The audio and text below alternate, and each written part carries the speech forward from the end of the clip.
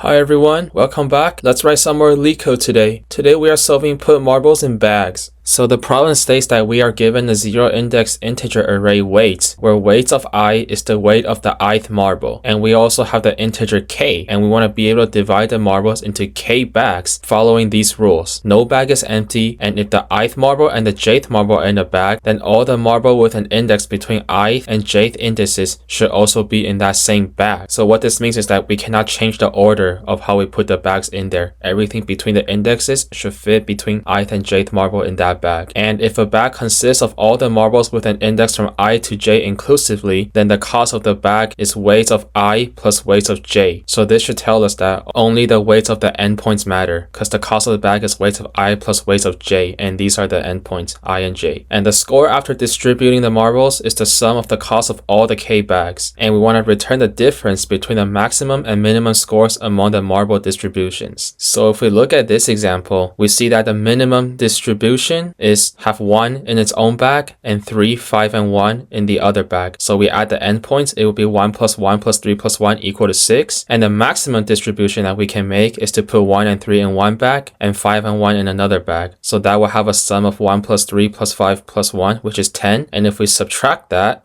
10 minus 6, we will get 4. So we return 4 as our result. So now that we have seen some examples, let's get to how we can solve this problem. Now, before I go through an example in detail, I want to show this diagram. So from this diagram, we can see that the endpoints do not matter. No matter how many cuts you make, the endpoints will always be included. What really matters is the borders, or I call it the cuts. So 1 and 3 right here will equal to 4. It's 1 and 3. And 6 will come from here, and the cut of 8 will come from here. And what we can do is subtract the biggest cut to the smallest cut. So as we can see, 1 and 3 is 4, it's included here. 5 and 3 is 8, it's included here. And if we subtract that, we will get 4, as seen over here. So this is when k is equal to 2, we want to put it in 2 bags. However, if there are more than 2 bags, what will we do? Well, let's go over one example real quick when k is equal to 3.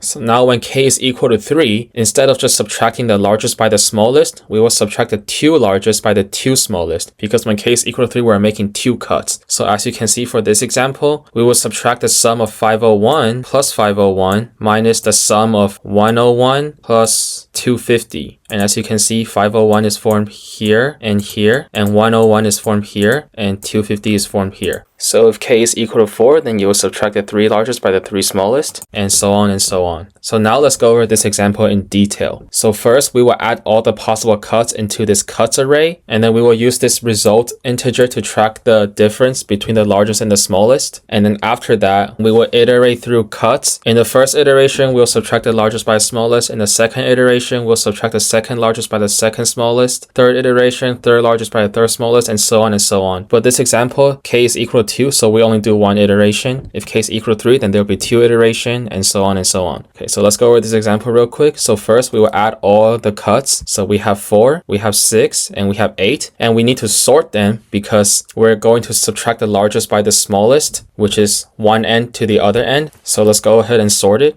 Now that we have finished sorting, we will subtract the largest by the smallest and add it to result. So the result is 4. So the time complexity would be O of n log n, where n is the number of elements in the array, because sorting the cuts array may take n log n time. And the space complexity would depend on what sorting algorithm you use. But for the language that I'm going to use, which is Python, it would take O of n space. So now let's get to the coding part. So first, we'll set the variable n equals length of weights. And then we will make the cuts array. So we will add the borders. So weights of I plus weights of I plus 1 for I in range n minus 1. For I in range n minus 1. Okay, and then we need to sort the cuts. So cuts.sort.